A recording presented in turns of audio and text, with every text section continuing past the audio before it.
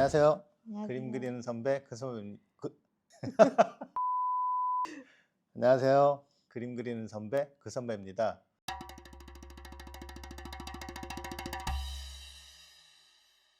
오늘은 여기 곰나님을 함께 모시고 사람들이 이제 캐나다에 가서 뭐 살고 싶거나 그런 생각이 있을 때 왜 약간 실패를 하는지 그런 이유에 대해서 한번 말해볼까 합니다. 네. 곰나님이랑 저랑 이제 캐나다에서 산 지가 좀 그래도 됐기 때문에 저의 경험담을 이렇게 얘기를 해보자면, 네. 저는 사실 그러니까 처음에 이제 캐나다에 올 때 해외에 나가서 앞으로 막 오래 살아야지 그런 생각으로 온 건 아니었거든요. 처음에는 이제 회사에서 파견 근무를 와가지고 시작을 한 거였기 때문에 좀 안정적으로 시작을 했다라고 볼 수가 있어요. 그리고 처음에는 그냥 회사에서 1년만 나가 있어라 해서 온 거였거든요. 그러니까 딱히 뭐 오래 있어야지 그런 생각 없이 있었는데, 있다 보니까 제가 좀 안정적인 그런 생활 여건이 갖춰졌었어요. 회사에서 보조금도 나오고 뭐 집도 주고 하니까. 그러다가 이제 점점 주변 사람들을 이제 가끔 만나곤 하는데, 사람들하고 이제 같이 생활하다 보면은 캐나다에 왔다가 뭐 1, 2년 후에 돌아가거나 뭐 그런 사람들을 좀 많이 봐왔어요. 저의 느낌을 약간 얘기를 해보자면, 사람들이 이제 해외에 나가서 살아야지 그러니까 약간 막연한 뭐 환상이라고 할까요? 한국에서의 그런 느낌이랑은 완전 다르니까, 뭔가 이제 막 캐나다 하면은 막 되게 막 좋은 풍광과 뭐 자연 환경, 막 그리고 아이들이 막 되게 자유롭게 놀 수 있는 그런 환경을 생각하고 이제 오셨는데, 막상 와 보면 생활비가 일단 정말 너무 비쌉니다. 그 집세도 보통 지금 원베드가 200만 원 뭐 안팎 정도 하는 것 같고, 원베드 200만 원 중반이에요. 원베드가 한 벌써 방 200만 원. 하나짜리인데, 그러면 애가 같이 살기가 힘드니까 원베드도 그렇게 200만 원 막 중반까지 올라가는데, 투베드나 쓰리베드를 살려면은 뭐 300만 원, 400만 원까지도 올라가거든요. 그러려면은 이제 집세 그렇지, 생활비도 또 뭐 들어가지, 1, 200 들어가지, 각종 뭐 휴대폰 써야 되지, 각종 공과금 내야 되지, 세금 내야 되지. 그렇게 해보면 정말 한 달에 자기가 안정적으로 벌어들일 수 있는 수입이 꼭 있어야만 그런 생활이 유지가 되거든요. 그러려면은 여기에 와서 뭐가 필요하죠? 돈이요. 예, 여기 와서 이제 돈이 있어야 되는데, 그러니까 안정적으로 수입이 들어올 수 있는 직업이 반드시 있어야만 그게 유지가 돼요.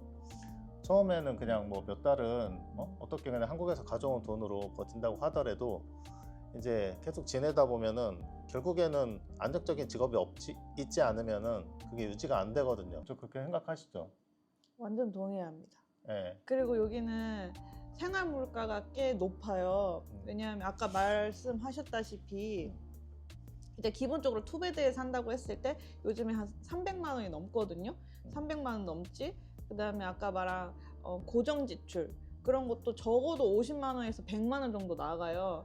그러면 최소로 필요한 금액이 고정 지출 400만 원에다가 장 보는 비용 뭐 그런 거 100만 원. 그래서 한 500만 원에서 600만 원 사이는 필요하단 말이죠. 그리고 이제 세금이 조금 아무래도 높다 보니까 세금을 떼고 그 돈이 남아야 되고, 그러니까 한 달에 못해도 한 700만 원? 그래서 이 캐나다에 와서 사람 사는 모습을 봤을 때 대부분이 맞벌이를 해요. 왜냐하면 혼자서 그만한 돈을 벌기 솔직히 쉽지 않잖아요. 특히 회사원은. 그래서 엄마 아빠가 둘 다 일을 하는 집안이 대부분이고, 아니면 이제 사업하시는 분. 그리고 저는 이제 한국에서 야근 생활도 많이 하고 그래서 빠듯하게 살다가 캐나다에 왔는데, 이제 캐나다는 워라밸이 좋다라는 말을 많이 들었어요. 근데 그 생각을 하고 출근을 했는데, 애들이랑 얘기를 하다 보니까 얘네들이 기회만 되면 프리랜스 2잡, 3잡을 하더라고요. 그러니까 그 말인즉슨 이 생활하는 게 쉽지 않다라는 거를 반증하는 것 같아요. 제가 그냥 뭐 주변 사람들이나 아니면 건너들은 얘기로 이제 한국에서 그러니까 아이가 태어났어요. 근데 이제 아이의 미래를 생각을 해보면은 그러니까 캐나다에 가서 교육을 하는 게 낫겠다라는 생각으로 미리 오시는 그런 분들도 계시거든요. 물론 이제 아이들 같은 경우는 그러니까 학교를 그러니까 등록하거나 그러면은 이제 비자가 발급이 나오고 부모님한테도 여기에 머무를 수 있는 비자가 주어지기 때문에 아 우리는 그냥 뭐 다른 거 없어도 머무를 수 있겠구나라는 생각으로 일단 오시는 경우도 많이 봤거든요. 근데 일단 와서 보면은 기본적으로 들어가는 아이들한테 들어가는 그런 비용들이 만만치 않단 말이에요. 생활 물가도 높다 보니까 1년을 버티기도 되게 힘들어 하시고 그러다가 아 도저히 안 되겠다 여기서 왜냐면 고정으로 막 나오는 그런 수입이 적다 보니까 그렇게 해서 그냥 돌아가시는 경우를 많이 봤거든요. 그래서 계획을 잘 세워서 오셔야 될 것 같아요. 아, 맞아요. 그러니까 한국에서 오시기 전에 음. 확실하게 계획을 세워놓고 정말 가장 저는 중요하다고 생각하는 게 잡이 딱 정확하게 정해지고 오시는 게 더 좋은 것 같아요. 한 분이라도 한 한 명이라도. 분이라도 네, 정확한 직업이 있으면 다른 분은 좀 여유롭게 다른 잡을 찾을 수가 있잖아요. 그러니까 그러면서 이제 마음의 여유도 없고 솔직히 경제적으로 불안하면 여유가 없어지니까 모든 게 좀 더 스트레스로 느껴지고 네, 긴장도 하고 그래서 그리고 그 직업 같은 경우도 물론 그러니까 현지에 여기에 와서 뭐 막 잡을 서치를 하고 막 그렇게 이제 구할 수도 있을 텐데 뭐야 뭐해? 잡혔다. 잡혔지? 그러니까 여기에 와서 이제 잡을 구하고 이렇게 할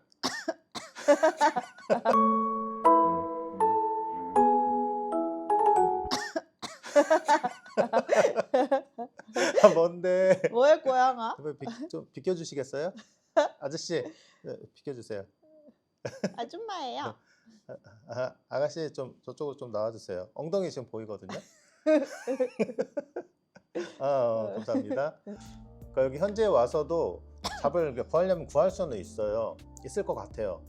그런데 아무래도 자기의 어떤 한국에서 있었던 어떤 숙련된 자기만의 그런 스킬이 있을 거 아니에요. 그런 거에 딱 맞는 직업을 찾으면 좋겠지만 그게 아니고 그냥 아무나 할 수 있는 그런 일을 만약에 찾는다면 언제 그 일을 못하게 될지도 몰라요. 얼마든지 대체 가능하기 때문에 그래서 좀 뭐 안 좋은 사례들도 많이 있고 그러니까 그 업소 사장님들이 약간 이제 악용을 한다고 해야 될까요?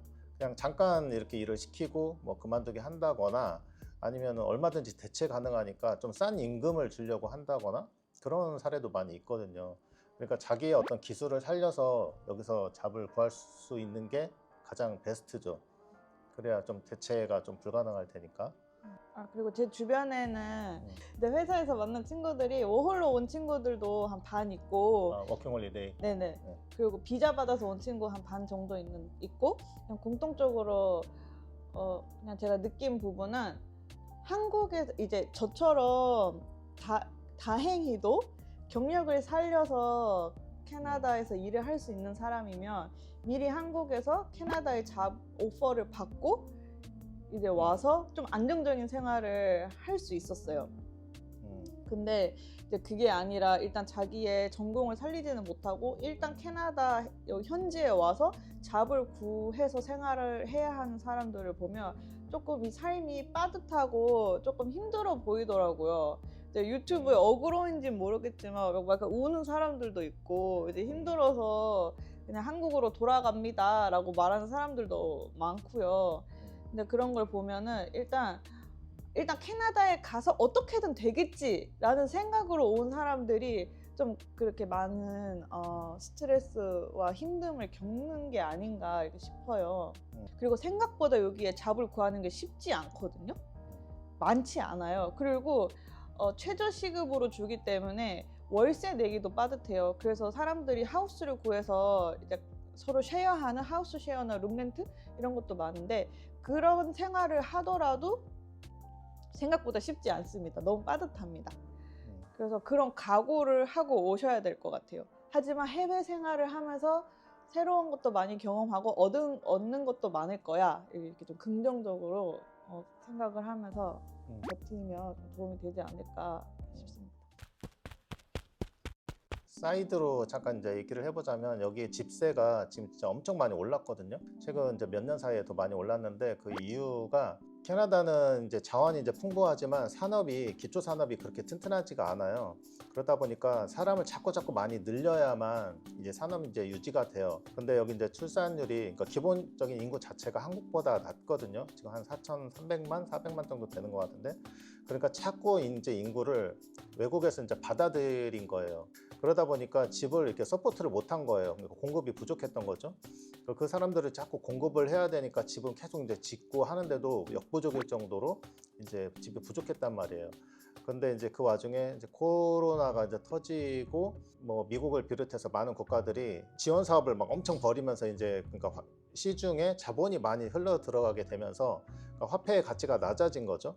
그러니까 집 값 자체가 올라갔고 또 이율도 이제 올라가고 하면서 우리도 6%대 처음에 저희 몰기지 받았을 때 음. 변동으로 받았는데 1.9%였거든요. 이자가. 근데 이자가 최대 7.2%까지 오른 거예요. 네.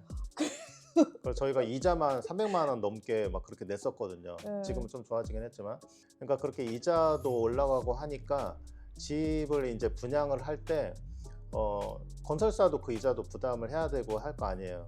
그러니까 전반적으로 물가가 막 엄청 기하급수적으로 높아지다 보니까 자연스럽게 집값도 높아지게 되고 집을 비싸게 산 이제 오너들은 렌트비를 비싸게 받을 수밖에 없어요. 자기가 그거를 계속 유지를 해야 되기 때문에.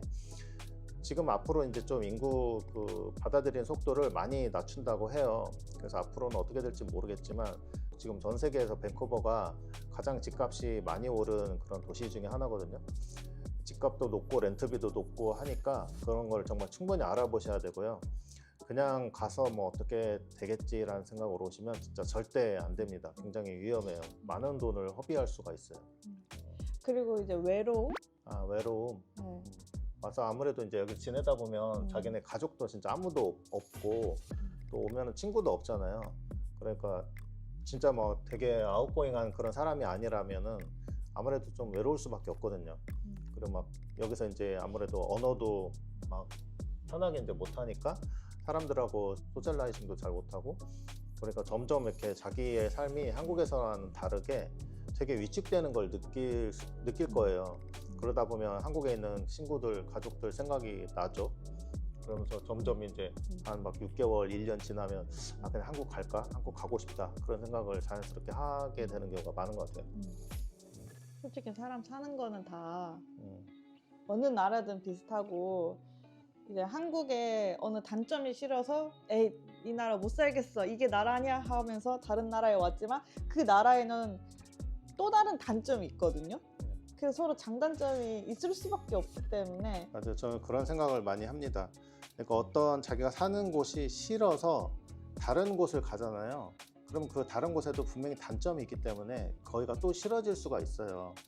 그러니까 자기가 사는 곳도 좋지만 여기 새로 사는 곳도 이런 곳 점은 되게 좋더라 라는 생각으로 사셔야지 가는 데마다 불만은 없을 수가 없다고 생각하거든요. 그러니까 좋은 점을 생각을 하고 그리고 자기의 현실적인 부분들을 자꾸 이렇게 이제 파악을 하고 그거를 고쳐 나가면서 사셔야죠. 뭐 어떻게 다 만족하겠습니까?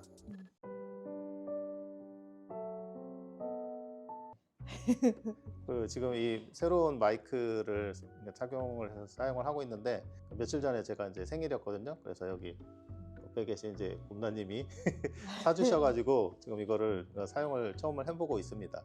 목소리가 잘 나오지 않을까 싶어요. 그전보다는. ASMR 해야 되는 거 아니야? ASMR. 감사합니다. 네, 네, 아닙니다. 감사합니다. 네. 그럼 다 됐죠? 다 된 것 같아요. 네. 일단 중요한 이야기는 다 드린 것 같습니다. 오늘 또 영상 봐주셔서 정말 감사드리고요. 다음에 또 양질의 좋은 정보로 찾아오도록 하겠습니다. 그리고 오늘 곰나님 나와주셔서 감사드립니다. 얼마 주시나요? 네. 여기 출연하셨으니까 제가 일단은 1억 정도는 챙겨드리도록 할게요. 생활비도 필요하니까. 예, 네네네. 그럼요. 네네, 알겠습니다. 그럼 나와주셔서 감사드리고요. 다음에 또 찾아올게요. 감사합니다. 감사합니다. 안녕. 안녕.